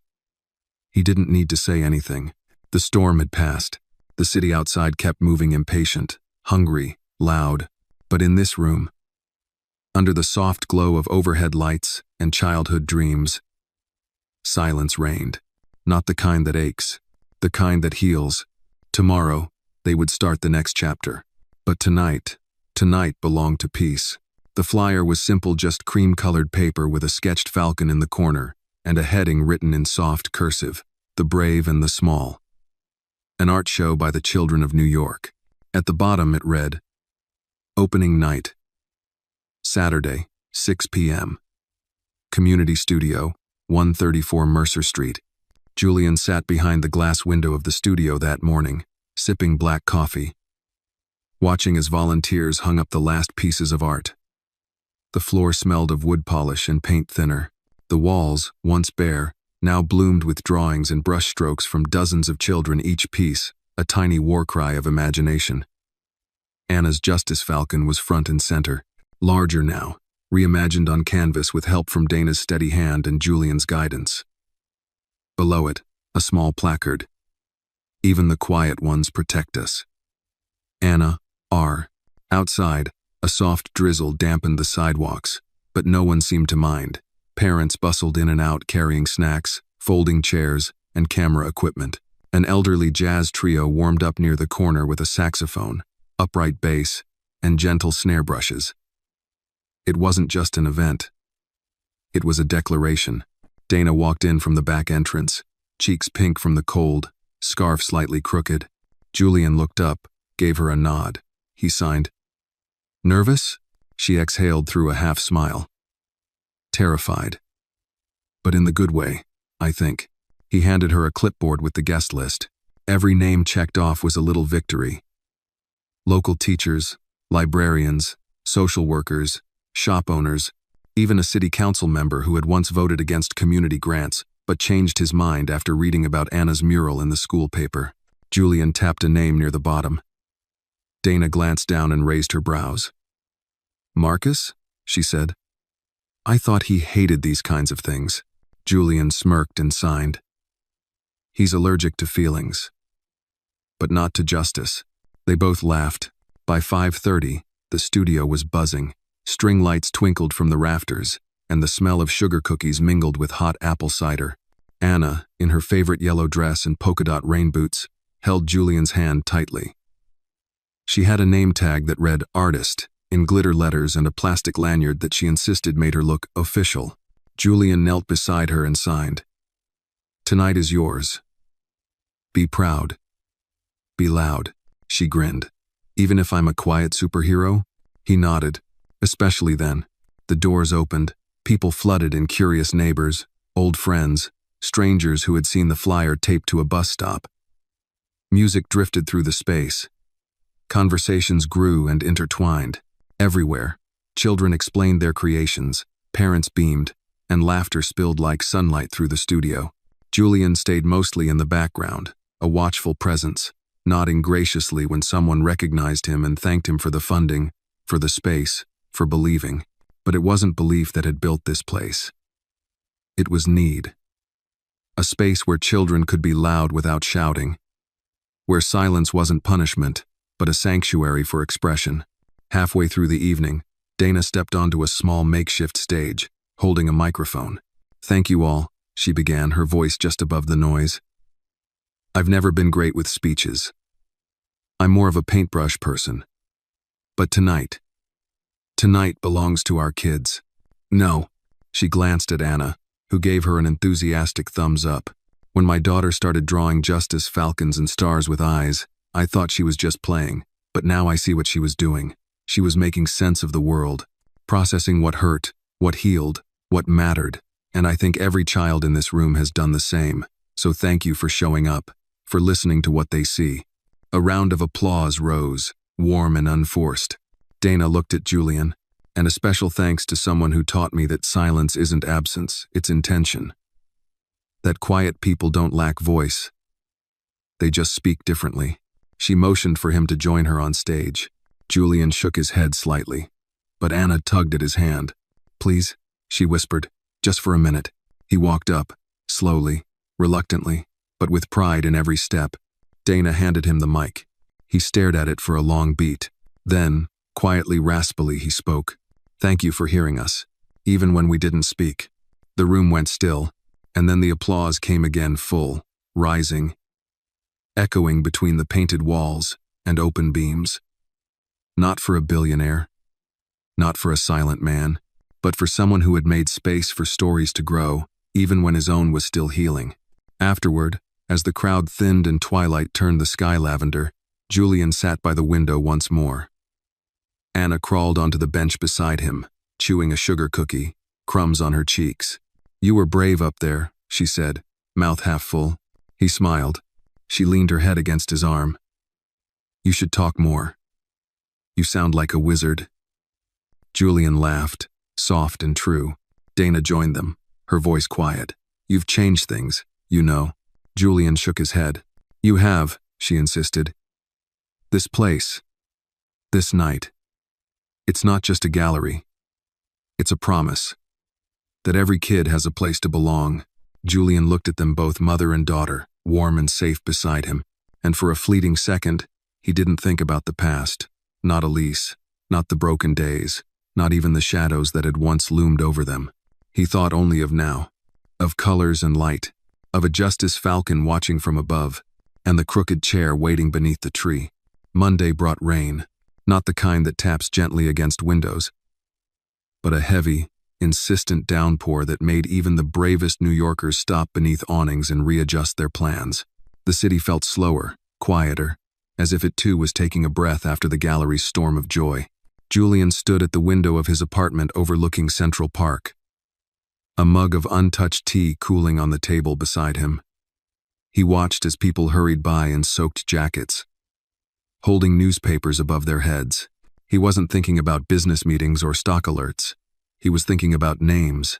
The night of the gallery, someone had slipped him a card. No introduction, just a soft press of fingers to his palm and then gone in the crowd. The card read only, "Blake Foundation, tax records flagged, nonprofit inquiries pending. You'll want to see this." No name, no phone number, just a warning. Julian had spent the weekend sorting through financials with Marcus. Their investigation uncovered irregularities, misallocated funds in a sub-charity he'd never personally approved, accounts opened under the foundation's name but connected to private shell companies. Someone had been siphoning money. For how long, they still didn't know, but one name kept coming up: George Wellman, a former board advisor. Trusted, clean record. And the man who had overseen the foundation's community outreach division for years. Julian sent the report to Marcus that morning. His message was simple: find him. Quietly. Meanwhile, Dana sat at the edge of Anna's school auditorium. Her hands clutched a school newsletter. But her mind was elsewhere.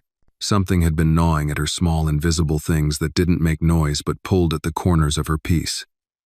Since Elise's visit, since Travis disappeared, since the gallery, she'd felt safe, but also watched. She tried to shake it off. The principal called her name. She blinked and rose to the stage.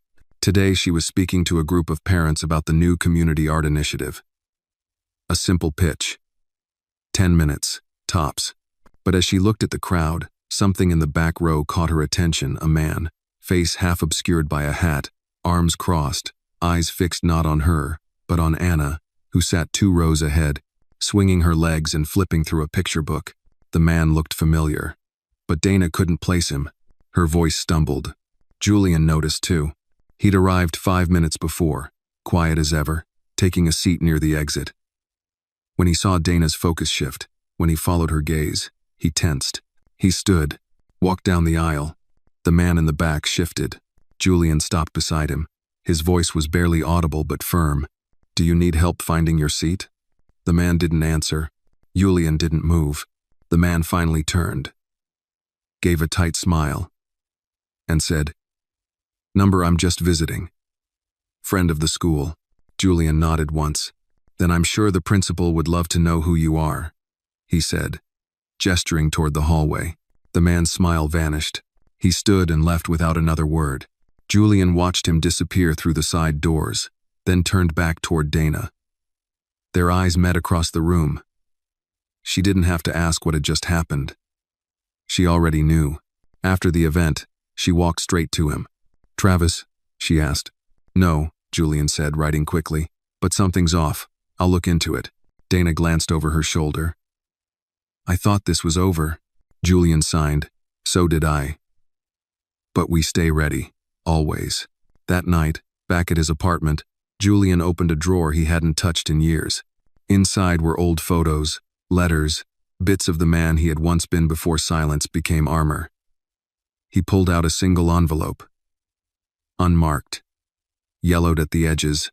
It was a letter from his father, one he had read only once. "Julian, the world will call you many things before it learns how to listen to you.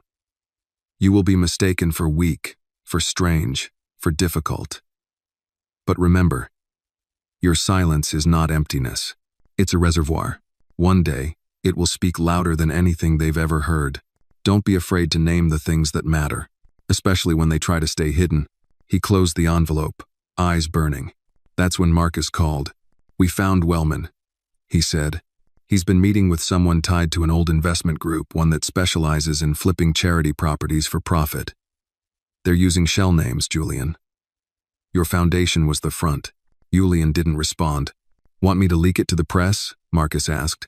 Julian signed slowly, then spoke. "Number not yet. I want to talk to him first." The next morning, Julian requested a meeting with George Wellman. At first, George hesitated, but Julian's name still held weight in the circles that mattered. They met at a quiet, private club in Midtown. No press, no noise. Just two men and a truth overdue. "Well, if it isn't the prodigal founder," George said, shaking his hand with too much cheer.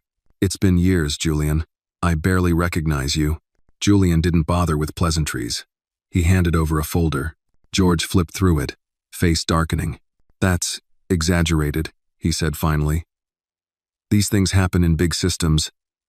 A few numbers out of place." Julian signed, slow and sharp. "You stole from the children we were supposed to serve. You bought property under ghost names. You laundered public trust." George's smile faltered. "Be careful what you accuse people of." "Julian." Julian leaned forward. "You're going to return every cent. You'll resign, publicly. You'll clear my name. And you'll never work in this city again." George opened his mouth to argue, but Julian cut him off. "If you don't, I'll speak. And when I do, they will listen." For once, silence wasn't his weakness. It was his weapon. George swallowed, nodded once, and left. Julian sat there, the weight of it all pressing against his chest, but not breaking him. Not this time. Outside, the rain had stopped, and somewhere on Mercer Street, a crooked chair waited beneath a canvas tree ready for the next child who needed to feel brave. By Tuesday morning, the air in New York felt lighter, as if the city itself had exhaled after holding its breath for too long. But Julian Blake hadn't relaxed. He moved through the day with measured steps, each decision a chess move in a game that no longer allowed hesitation. The gallery's success had brought joy and attention, but it had also brought scrutiny. His inbox was overflowing with requests, media interviews, podcast features, board meetings. Everyone wanted a piece of the silent philanthropist.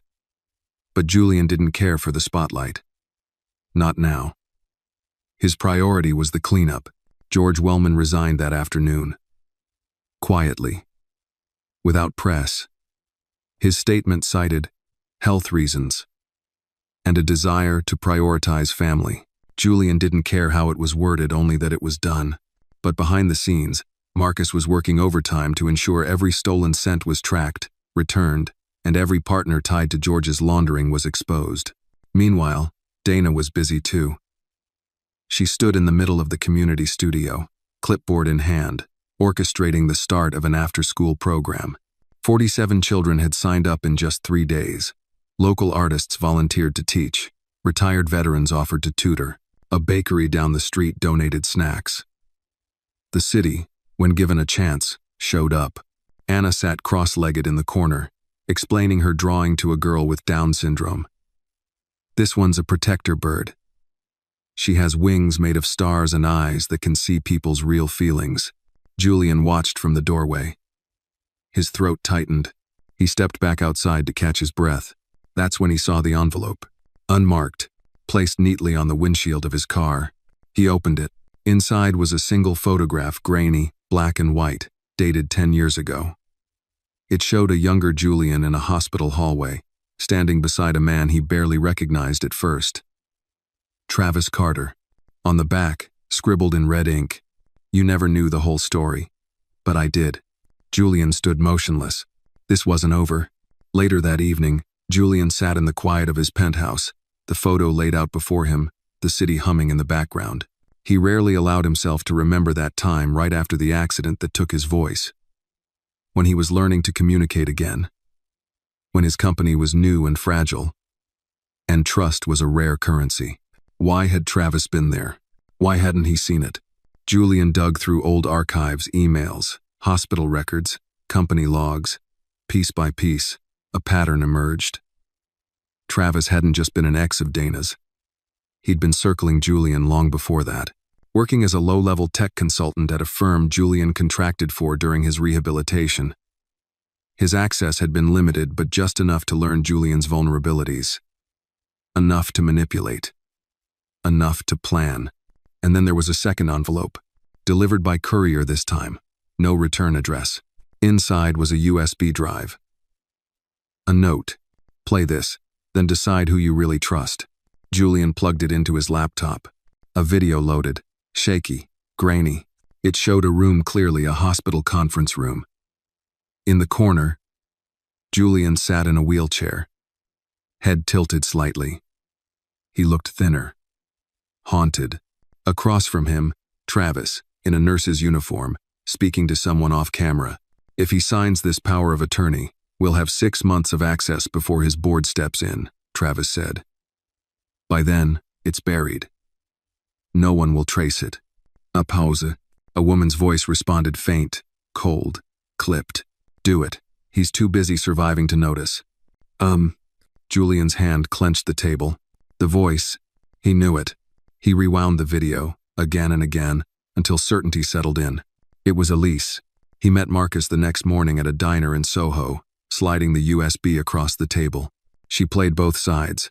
Julian signed. Used Travis. Used me. Marcus's jaw tightened. "You want to go public with this?" Julian shook his head. "No?" Marcus frowned. "Then what?" Julian wrote it down. "Truth isn't always loud. Sometimes, it's surgical, quiet, precise. We're not ruining her. We're ending her reach." Marcus understood. No scandal, no courtrooms, just silence. Just doors that would never open for Elise again.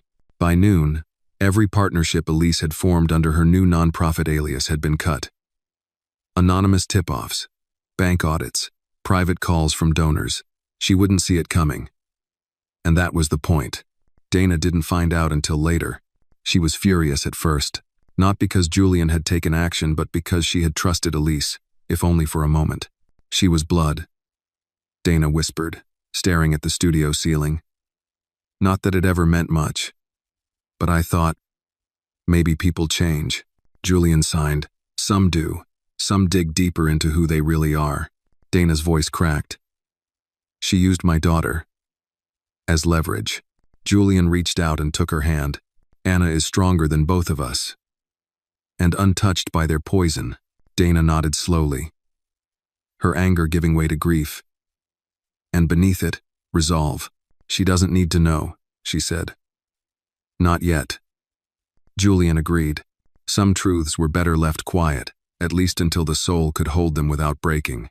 That night, back at the studio, Julian and Anna sat beside the newly finished Truth Chair, a beautiful handmade creation of oak and walnut, polished smooth, with a small hidden drawer tucked beneath the armrest. Anna had placed a folded piece of paper inside it. No one knew what it said, not even Dana. Julian ran his fingers along the grain of the wood. Anna looked up at him, blinking sleepily. "Do you think people can really change?" she asked. He thought for a long moment. Then he signed. "People can hide. For a long time. But change is harder. Change is a choice. Every day. Some make it. Some don't." Anna nodded like she understood. Then, without a word, she stood on tiptoe and kissed his cheek. "Good night, Mr. Blake." He watched her skip off toward the couch, blanket dragging behind her like a cape. Dana turned off the lights. Julian remained seated in the Truth Chair, surrounded by silence and wood, and the echo of names that no longer held power. The war was nearly over, but one final piece remained. One final shadow to face. Tomorrow, he would write the letter that would end it all. Not to Elise, not to Travis, but to himself. The paper lay blank for hours. Julian sat at his writing desk, an old cherrywood piece that had followed him from apartment to apartment, city to city. The rain tapped gently against the window pane, the kind that whispered instead of shouted.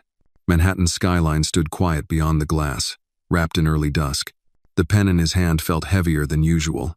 He had written thousands of letters in his life, contracts, memos, apology notes, pleas, declarations, but this one was different. This one was meant for no eyes but his own. He began slowly. "To the boy I once was." He paused, crossed it out, started again. "To the man I thought I'd become." Number. Another pause. Then, finally, the words came not as poetry, not as confession, but as clarity. "To the man I refused to see, you have built empires and buried grief. You've learned to listen without words, to speak with your silence. You have been feared, followed, misunderstood, adored, but what you never allowed was softness. Forgiveness. You left no space for your own healing. You turned every failure into armor, every scar into concrete, and in doing so, you forgot one vital truth. Being broken was never your greatest weakness. Refusing to be seen was." Julian stopped, breath catching. He glanced across the apartment to where Anna's newest drawing hung on the fridge. A tree with roots that tangled into words. "Truth grows in the dark." She had drawn it after asking him if trees were scared of winter. He smiled faintly. His pen moved again. "You don't need to win anymore. You don't need to prove you survived. You did. You're here. But now it's time to live. Not with fists, but with open hands. Not with shame, but with memory. Not with vengeance, but with peace. Let go. The weight isn't yours anymore." He folded the letter, slid it into an envelope, and placed it into the small drawer beneath the armrest of the Truth Chair.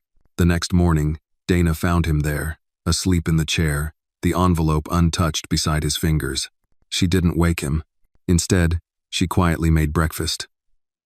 Pancakes with cinnamon, sliced apples, coffee strong enough to keep history at bay. When Julian eventually stirred, the light had shifted. It spilled golden through the studio windows, bouncing off the canvas-covered walls and warming the hardwood beneath their feet.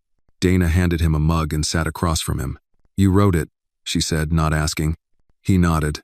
She didn't press to read it. Some stories weren't meant to be shared. Just finished. Later that day, Marcus arrived. He brought papers. Lots of them.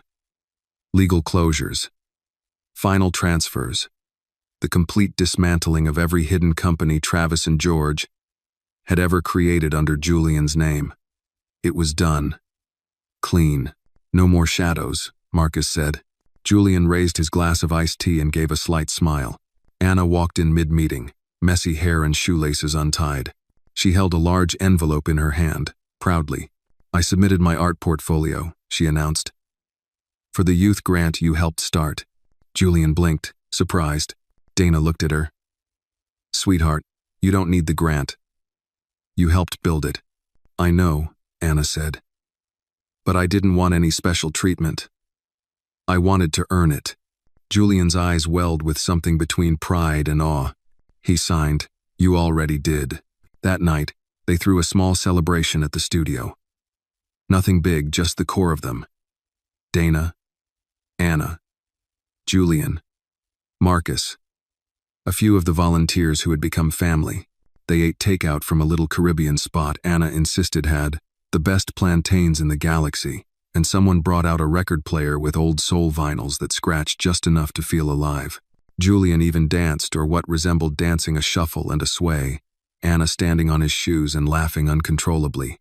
When the lights dimmed and the music softened, Dana stood beside him. "You feel it, don't you?" she whispered. He looked at her. "What?" he signed. "The shift, the ending, the beginning." He nodded once. Then she added, almost as an afterthought, "You know, you never told me what you wrote in the letter." He tapped his chest. "Forgiveness. For him. For me." Dana exhaled, moved closer, and rested her head against his shoulder. "I think that's the bravest thing you've ever done." Julian didn't reply. Because she was right. The next day, Julian met with the city council for the final approval of a new art wing, the Blake Center for Quiet Voices. It would be the first space in the city fully dedicated to neurodivergent and differently abled youth in the arts. Fully accessible, fully free. When the vote passed unanimously, there were handshakes and flashes from cameras, but Julian didn't smile for the press. He smiled for Anna waiting at home, already sketching the mural she planned to paint across the Blake Center's back wall. It would be of a single chair beneath a tall tree, and in the branches above, perched high, would be the Justice Falcon watching silently, wings wide, eyes kind. The grand opening of the Blake Center for Quiet Voices arrived, not with fanfare, but with steady grace. The sun rose over the city with a gentle clarity, brushing the skyline in gold. As if the universe itself knew the weight of this day, not loud, not flashy, but deeply important. Julian stood in front of the new center wearing his usual dark coat, hands tucked behind his back. He watched as the first families arrived, children gripping sketchbooks. Some nervously, some with beaming pride, parents with quiet hope in their eyes, volunteers adjusting signs, teachers welcoming guests with warm voices and open palms. The building itself stood like a promise. Steel and glass framed a space filled with soft textures, wide hallways, color-coded signage in large fonts, and art from the community hanging like memory on every wall. But most noticeable was the giant mural on the exterior, Anna's falcon perched atop a massive tree that stretched 3 stories tall. Its wings arched wide, and its feathers were painted with hundreds of tiny fingerprints. Every child who had contributed to the center had left their mark there. Beneath the tree, a wooden chair sat, just like the one in the studio. Julian had named it the Listening Tree. Anna, now 7, stood beside it that morning. She wore a blue dress dotted with tiny stars, her hair in 2 playful buns. When Julian approached, she grinned and pointed up at the falcon. "I gave her a name," Anna said. He raised an eyebrow, signing, "Oh, Justice," she replied proudly. "Because she always shows up when it matters. Like you." Julian knelt beside her and signed, "I think she's more like you. Brave. Kind. Unshakable." Anna leaned in, whispering, "She doesn't need to talk. She knows." He smiled. The ribbon-cutting ceremony was brief. Dana gave a short speech, filled with gratitude and a few tears. Marcus stood at the back, recording it all on his phone, pretending not to wipe his eyes when Julian placed the ribbon scissors in Anna's hands and let her do the honors. The crowd clapped, not wildly, but meaningfully. Afterward, the center opened its doors. Children explored the art rooms, reading nooks, recording studios designed for those who communicated through music, movement, or silence. One boy sat in front of a digital tablet, using eye-tracking software to paint with his gaze. A girl used clay to mold a sculpture of her dog, her hands never stopping, even as she giggled through her stutter. Julian moved through the rooms like a gentle tide. He didn't need to speak. He just needed to be present. In the recording room, a teenage boy played a quiet jazz piece on the piano. In the sensory garden, wind chimes whispered as a little girl lay on the grass, palms open to the sky. Every detail had been thought through. Every space designed to whisper one message: you belong. Outside, reporters lingered, hoping for a comment. Julian stepped out briefly, nodded politely, but offered no words. A reporter asked loudly, "Mr. Blake, what do you want the legacy of this place to be?" Julian paused, considered, then reached for the notebook he kept in his coat pocket. He wrote one sentence: "Let every child feel seen, even in silence." And he walked back inside. That evening, after the last families had left, Julian, Dana, and Anna remained behind to lock up. The studio was quiet. Anna curled up on a beanbag, fast asleep beneath a fleece blanket with stars on it. Dana and Julian stood near the tree mural, arms crossed, not speaking for a while. She used to dream so small. Dana finally said, eyes on her daughter, "Just a dog, a backyard, maybe a best friend." Now, she's dreaming in constellations. Julian sighed, because someone believed in her enough to listen. Dana turned to him. "You've changed both our lives." He looked down, a soft smile in his eyes. Then she added, "But you also let us change yours. And that's not something many men like you allow." Julian stepped toward the mural, touched the base of the painted tree, where Anna had hidden her signature in tiny gold ink. Anna R., age 7, dream louder. He pulled something from his pocket and handed it to Dana. It was the letter, the one he wrote in the truth chair. Still sealed. "I thought you said it wasn't meant to be read," she said, holding it gently. Julian signed. It wasn't. Until now. Dana clutched it to her chest, and for a moment, tears pooled at the corners of her eyes. She didn't open it. Not yet. But she understood the weight of the gift. Outside, the city breathed its nighttime rhythm, cars humming, footsteps echoing, laughter and sirens threading through the dark. But inside the Blake Center, only warmth remained. Julian sat down in the replica of the truth chair placed beneath the mural tree, his eyes closed. Not from exhaustion, but contentment. He could still feel the ghosts, Elise's manipulation, Travis's threats, George's betrayal, but they no longer held him hostage. He had rewritten the narrative. Not with vengeance, but with presence. Not with noise, but with meaning. Anna stirred, looked up sleepily, and saw him there. She walked over, crawled into his lap like she had so many times before, and rested her head on his chest. "You're my tree," she murmured. "Even when it's stormy." Julian kissed the top of her head, and in the silence that followed, beneath the painted wings of a falcon and the glow of 1,000 fingerprints, Julian Blake finally understood justice had never been about revenge. It had always been about creating the kind of world where kindness was louder than cruelty, where broken things were not thrown away, but restored, where even the quietest voices could be heard, and the smallest girl could change the course of a man's life, and maybe, just maybe, the course of the world. The story of Julian Blake and little Anna reminds us that healing does not always come in grand gestures or loud declarations. It often arrives quietly, through kindness, connection, and the courage to be seen. It teaches us that no matter how broken we feel, redemption is possible when we choose truth over silence and compassion over vengeance. Sometimes, it takes the innocence of a child to remind a grown man that strength lies not in control, but in vulnerability. And most of all, it shows us that justice isn't always about punishment. It's about creating a world where every voice, no matter how quiet, matters.